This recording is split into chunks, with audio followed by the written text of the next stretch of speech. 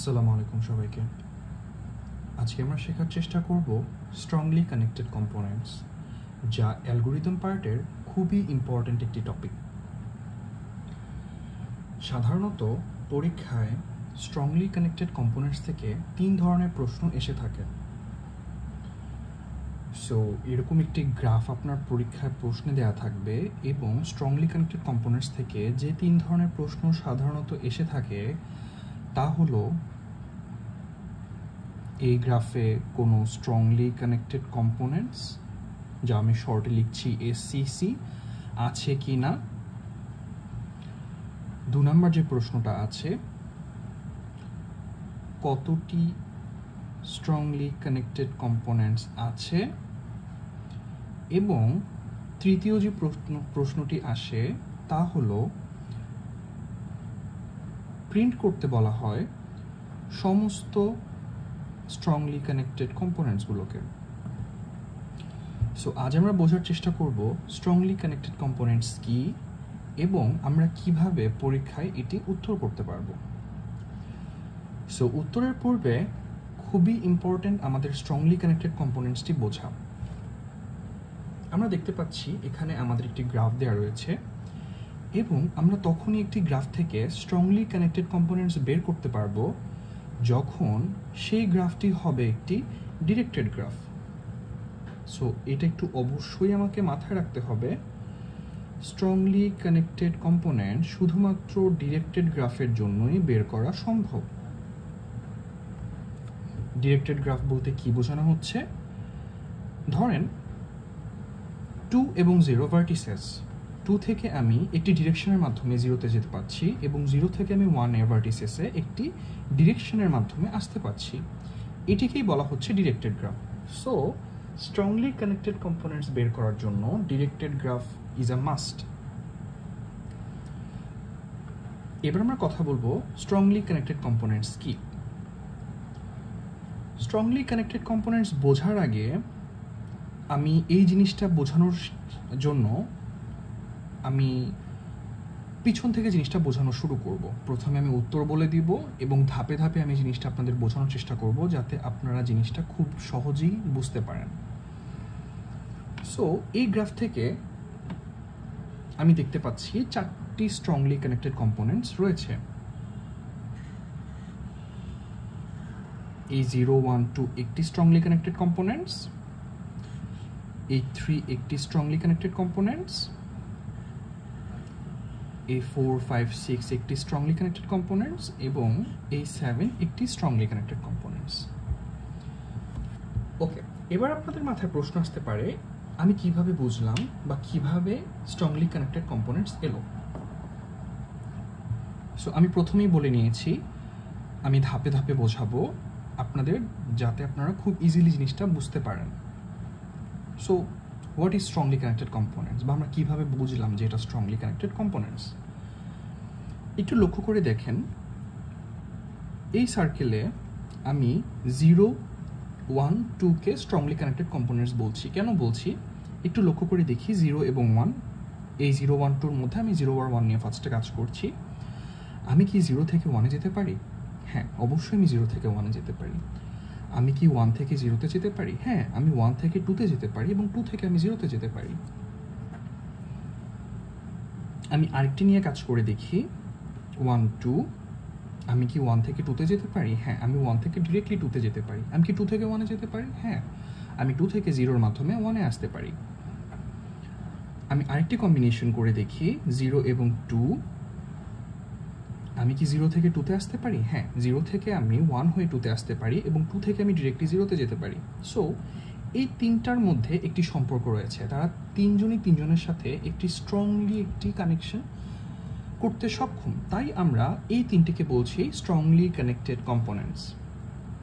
So আমরা আমাদের প্রথম স্ট্রংলি কানেক্টেড কম্পোনেন্টস পেয়ে গিয়েছি, যেটাকে আমি বলছি SCC1, স্ট্রংলি কানেক্টেড কম্পোনেন্টস 1, এবং এর মধ্যে যে এলিমেন্টসগুলো আছে সেগুলো হচ্ছে 0, 1 এবং 2। ওকে, এবার আমি 2 এবং 3-র দিকে তাকাই। 2 থেকে 3-তে আসা সম্ভব, কিন্তু 3 থেকে কি 2-তে আসা সম্ভব? না, অবশ্যই সম্ভব না। সো যেহেতু 2 থেকে 3-তে আসা সম্ভব না এবং 3 থেকেও অন্য কোথাও যাওয়া যাচ্ছে না, সো 3 একাই একটি স্ট্রংলি কানেক্টেড কম্পোনেন্টস। সো আমরা স্ট্রংলি কানেক্টেড কম্পোনেন্টস 2 পেয়ে গেলাম, যেটা হচ্ছে আমার শুধুমাত্র 3 দিয়ে গঠিত ইন্ডিভিজুয়ালি। আমি এবার 4, 5, 6-এর দিকে তাকাই, একটু ভালো করে লক্ষ্য করে দেখেন। আমি 4 এবং 5 নিয়ে কাজ করছি। 4 থেকে আমি 5-এ যেতে পারি, ইয়েস অফকোর্স। আমি 5 থেকে 4-এ যেতে পারি, আমি 5 থেকে 6-এ যেতে পারি এবং 6 থেকে 4-এ যেতে পারি। আমি 5, 6 নিয়ে দেখতে চাচ্ছি, আমি 5 থেকে 6-এ যেতে পারি, হ্যাঁ আমি 5 থেকে 6-এ যেতে পারি এবং আমি 6 থেকে 4 হয়েও 5-এ আসতে পারি। আমি কি 4 থেকে 6-এ যেতে পারি? আমি 4 থেকে 5-এর মাধ্যমে 6-এ আসতে পারি এবং 6 থেকে আমি ডিরেক্টলি 4-এ যেতে পারি। সো এখান থেকে আমি বুঝতে পারছি এই 4, 5, 6 এলিমেন্টস একটি স্ট্রংলি কানেক্টেড কম্পাউন্ডস ফর্ম করছে এবং এটাকে আমি নাম দিচ্ছি ACC3, স্ট্রংলি কানেক্টেড কম্পোনেন্টস 3। এবার আমরা দেখব 7, আমার একমাত্র লেফট ওভার 7, যেটাতে আমি 4 থেকে যেতে পারি এবং 6 থেকে যেতে পারি, দুঃখিত। সো এখানে 4 থেকে 7-এ যেতে পারলো, আমি কি 7 থেকে 4-এ যেতে পারি? না। আমি কি 7 থেকে 6-এ আসতে পারি? অবশ্যই না। সো 7 একাই একটি স্ট্রংলি কানেক্টেড কম্পোনেন্টস, যেটাকে আমি ACC4 বলছি। সো এটাই হচ্ছে আমার স্ট্রংলি কানেক্টেড কম্পোনেন্টসের মেইন থিম। এভাবেই আমাকে পরীক্ষায় গ্রাফ দেখে বের করতে বলবে SCC আছে কি না, কতটি SCC আছে, যদি থেকে থাকে প্রিন্ট করে দেখাও আমাকে সমস্ত স্ট্রংলি কানেক্টেড কম্পোনেন্টস, যেটা আমরা মাত্র এই গ্রাফের মাধ্যমে আমরা বের করে আপনাদের দেখালাম। পরীক্ষায় সাধারণত আপনাকে প্রশ্ন করা হবে, একটা গ্রাফ দিয়ে বলবে যে কোনো একটি অ্যালগোরিদমের মাধ্যমে আপনি স্ট্রংলি কানেক্টেড কম্পোনেন্টসগুলো বের করে দেখান বা আছে কি না দেখান। সো যেহেতু আমাকে অ্যালগোরিদম ইউজ করতে হবে, যে অ্যালগোরিদমের সাহায্যে আমরা স্ট্রংলি কানেক্টেড কম্পোনেন্টস বের করব, সেই অ্যালগোরিদমের নাম হচ্ছে কোসারাজুস অ্যালগোরিদম।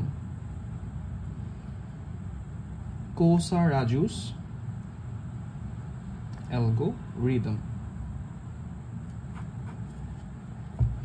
সো আজ আমরা চেষ্টা করব কিভাবে একটি গ্রাফকে আমি স্ট্রংলি কানেক্টেড কম্পোনেন্টস বের করতে পারি কোসারাজুর অ্যালগোরিদমের মাধ্যমে। যখন পরীক্ষায় কোনো গ্রাফ দেওয়া থাকবে, অবশ্যই গ্রাফগুলো একটু কমপ্লেক্স থাকবে, আপনি দেখে কোনোভাবে এভাবে বের করতে পারবেন না। সেক্ষেত্রে আমি যদি কোসারাজুর অ্যালগোরিদম ব্যবহার করে থাকি, আমার অ্যান্সার এভাবে যদি আসে, বা এই গ্রাফের ক্ষেত্রে যদি আমি অ্যান্সার বের করতে পারি কোসারাজুর মাধ্যমে, তাহলে আমি বুঝতে পারবো যে কিভাবে কোসারাজুর মাধ্যমে আমি স্ট্রংলি কানেক্টেড কম্পোনেন্টস বের করে নিয়ে আসতে পারি। সো শুরু করা যাক। আমি সেম গ্রাফটি এখানে তুলে নিয়েছি, আমি কোসারাজুর অ্যালগোরিদমের মাধ্যমে এবার বের করে দেখাবো স্ট্রংলি কানেক্টেড কম্পোনেন্টস কিভাবে বের হয়ে আসে। সো কোসারাজুর অ্যালগোরিদমে একটু ভালো করে আপনারা লক্ষ্য করবেন, 3টি স্টেপ থাকে। কোসারাজুর অ্যালগোরিদমের জন্য সবসময় আমাকে 3টি স্টেপস মেনটেন করতে হয়। একটু স্টেপসগুলো খাতায় লিখে নেবেন, আমি প্রত্যেকটা স্টেপস ধরে ধরে আগানোর চেষ্টা করব, যাতে খুব সহজে আপনারা প্রত্যেকটা স্টেপের পর বুঝতে পারেন কোন স্টেপের পর কিভাবে জিনিসগুলো আসছে। সো প্রথম যে স্টেপসটি হবে সেটি হচ্ছে ডু আ ডিএফএস। আশা করি আপনারা সবাই ডিএফএস সম্পর্কে ধারণা আছে। ডু আ ডিএফএস 2 নাম্বার যে পয়েন্টটি থাকবে বা স্টেপসটি থাকবে তা হচ্ছে ডিরেকশন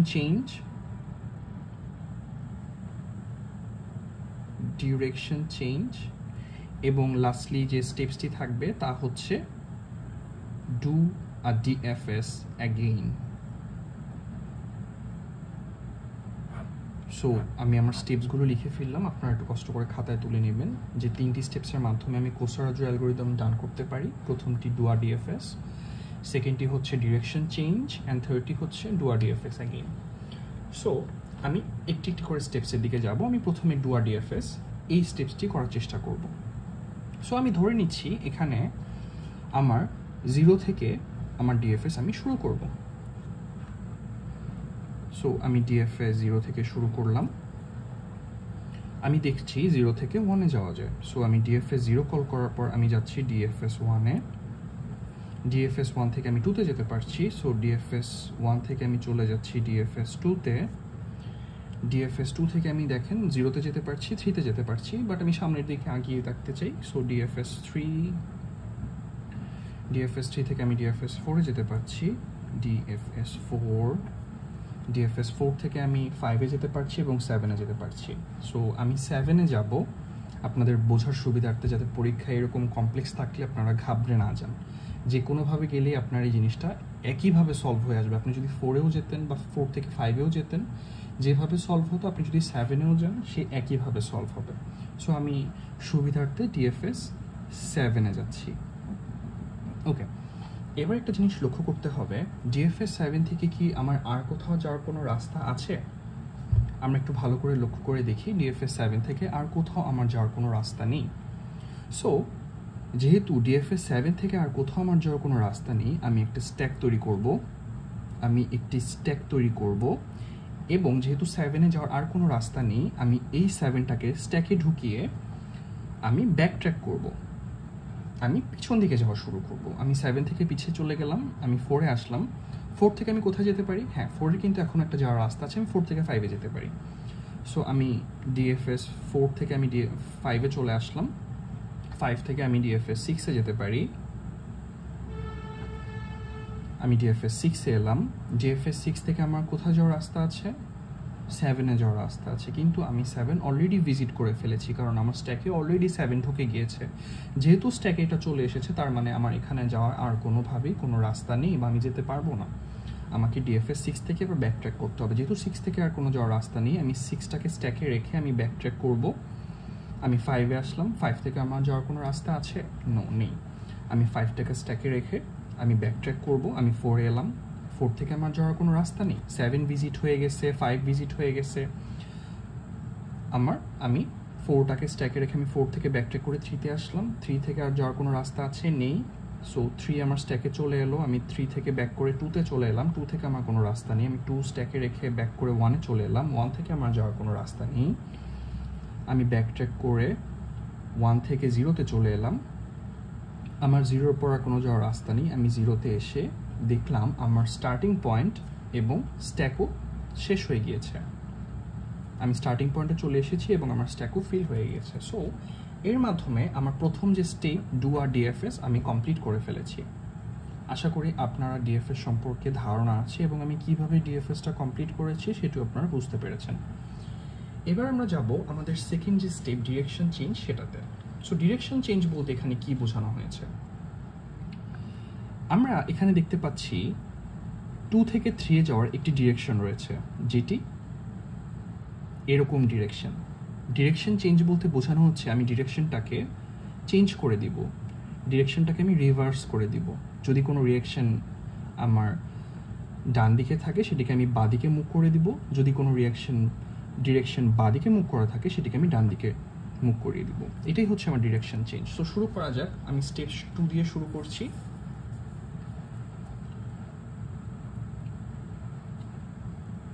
স্টেপ নাম্বার 2, আমি ফার্স্টে গ্রাফটা তুলে নিচ্ছি। 0 1 2 3 4 7 5 6। ওকে, আমাকে কি করতে হবে? আমাকে ডিরেকশন চেঞ্জ করে গ্রাফটা এবার আঁকতে হবে।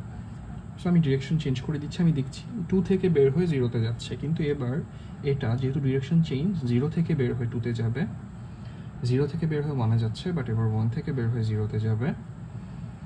1 থেকে 2-এর দিকে যাচ্ছে, বাট এবার 2 থেকে 1-এর দিকে আসবে। 2 থেকে 3-তে যাচ্ছে, বাট এবার 3 থেকে 2-এর দিকে আসবে। 3 থেকে 4-এর দিকে যাচ্ছে, বাট এবার 4 থেকে 3-এর দিকে আসবে। 4 থেকে 7-এ যাচ্ছে, সুতরাং এখানে 7 থেকে 4-এ আসবে। 4 থেকে 5-এ যাচ্ছে, বাট আমি 5 থেকে 4-এর দিকে নিয়ে যাব। 5 থেকে 6-এর দিকে যাচ্ছে এখানে, কিন্তু আমার 6 থেকে 5-এর দিকে যাবে। 6 থেকে 7-এর দিকে যাচ্ছে, বাট আমি 7 থেকে 6-এ নিয়ে যাব। 6 থেকে 4-এর দিকে যাচ্ছে, কিন্তু আমি 4 থেকে 6-এর দিকে নিয়ে আসবো। সো এই যে এটা আমার হচ্ছে স্টেপস 2টা আমি কমপ্লিট করে ফেললাম। আমার ডিরেকশনটাকে আমি চেঞ্জ করে দিলাম বা রিভার্স করে দিলাম। সো এর মাধ্যমে আমার ডিরেকশন চেঞ্জ বা স্টেপস নাম্বার 2টাও কমপ্লিট হয়ে গেল। এবার আমাকে থার্ড স্টেপটি করতে হবে, ডু আর ডিএফএস অ্যাগেইন। সো এখানে আমি আমার স্টেপ 3টা করার চেষ্টা করছি। এবং এখানের স্ট্যাকটাকে আমি এখানে লিখে নিয়ে আসছি।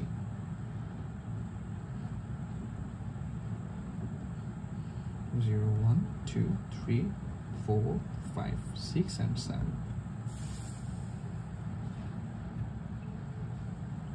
সো যেহেতু স্ট্যাকের শুরুতে 0 আছে, আমি ডিএফএস 0 থেকে কল করা শুরু করব।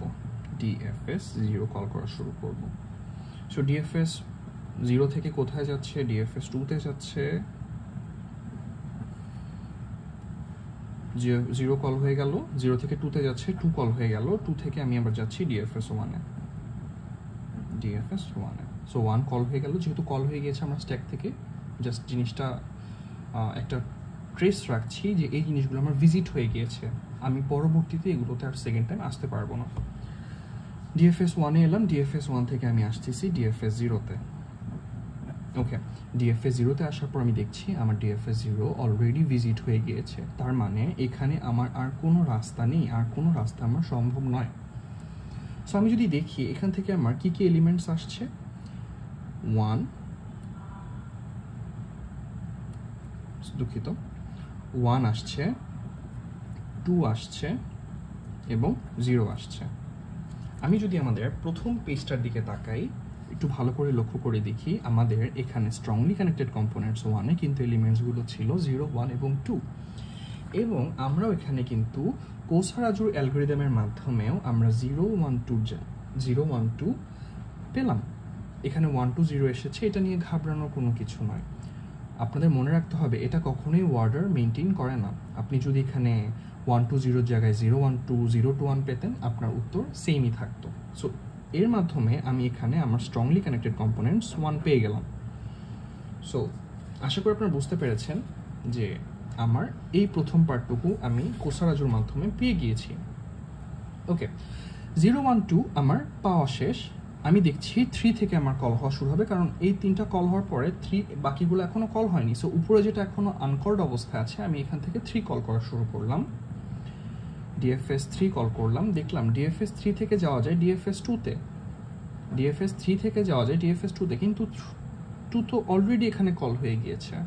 সো যেহেতু এটা কল হয়ে গিয়েছে, এখান থেকে আমার আর কোথাও যাওয়ার কোনো রাস্তা নেই। তার মানে এখান থেকে আমি যে এলিমেন্টটা পাচ্ছি সেটা 3, এবং এটা হবে আমার স্ট্রংলি কানেক্টেড কম্পোনেন্টস 2। আমি যদি আমার প্রথম পেজের দিকে চলে যাই, আমি দেখতে পাচ্ছি স্ট্রংলি কানেক্টেড কম্পোনেন্টসে কিন্তু এখানে 3 এসেছিল। সুতরাং আমি কোসারাজুর মাধ্যমে আমি এখানে স্ট্রংলি কানেক্টেড কম্পোনেন্টস 2 নাম্বারটাও পেয়ে গিয়েছি। এবার আমি দেখতে পাচ্ছি 3 এর পর আমার কল করতে হবে ডিএফএস 4 কে। সো আমি এখানে কল করছি ডিএফএস 4 থেকে এটা যাচ্ছে ডিএফএস 6 এ, ডিএফএস 6 থেকে এটা যাচ্ছে ডিএফএস 5 এ, ডিএফএস 5 থেকে এটা আবার যাচ্ছে ডিএফএস 4 এ, সরি ডিএফএস 4 থেকে 6 থেকে 5 থেকে আবার যাচ্ছে ডিএফএস 4 এ। ওকে, সো আমি দেখতে পাচ্ছি ডিএফএস 4 আমার অলরেডি ভিজিট হয়ে গিয়েছে, সো আমার যাওয়ার কোনো রাস্তা নেই। সো এখান থেকে আমি পাচ্ছি 4, 5 এবং 6, 4, 5 এবং 6, এবং এটিকে আমি লিখছি স্ট্রংলি কানেক্টেড কম্পোনেন্টস 3, এবং আমি প্রথম পেজে দেখছি আমার 3 নাম্বার স্ট্রংলি কানেক্টেড কম্পোনেন্টস কিন্তু এসেছিল 4, 5, 6। সুতরাং আমি তৃতীয় স্ট্রংলি কানেক্টেড কম্পোনেন্টসও পেয়ে গিয়েছি। আমার শুধু বাকি আছে 7। সো আমি 7 কল করি, ডিএফএস 7, এবং আমি দেখতে পাচ্ছি আমার আর কিন্তু কোথাও যাওয়ার কোনো রাস্তা নেই। সো এখান থেকে আমার শুধুমাত্র 7 ইন্ডিভিজুয়াল আসছে, এবং এটি হবে আমার স্ট্রংলি কানেক্টেড কম্পোনেন্টস 4। সো দেখুন এখানেও আমার স্ট্রংলি কানেক্টেড কম্পাউন্ডস 4 কিন্তু 7 এসেছিল। সুতরাং আমরা বুঝতে পারছি পরীক্ষায় যদি আমাকে এভাবে একটি গ্রাফ দিয়ে দেয়, আমি খুব সহজেই কোসারাজুর অ্যালগরিদমের মাধ্যমে স্ট্রংলি কানেক্টেড কম্পাউন্ডস আছে কিনা, স্ট্রংলি কানেক্টেড কম্পাউন্ডস কি আছে বা কতগুলো আছে, এবং সমস্ত জিনিস আমরা প্রিন্ট করে দেখাতে পারবো। এটাই ছিল স্ট্রংলি কানেক্টেড কম্পোনেন্টস, কিভাবে আমরা বের করতে পারি কোসারাজুর অ্যালগরিদমের মাধ্যমে। পরবর্তী ভিডিওতে আমি চেষ্টা করব আরেকটি এক্সাম্পলের মাধ্যমে আপনাদের আরেকটু অনুশীলন করাতে, যাতে জিনিসটা আপনাদের আরেকটু ক্লিয়ার হয়। যদি এই ভিডিও আপনারা এখনও বুঝতে না পারেন, আরেকবার পুনরায় দেখলে আশা করছি আপনাদের সমস্ত জড়তা দূর হয়ে যাবে। ধন্যবাদ সবাইকে।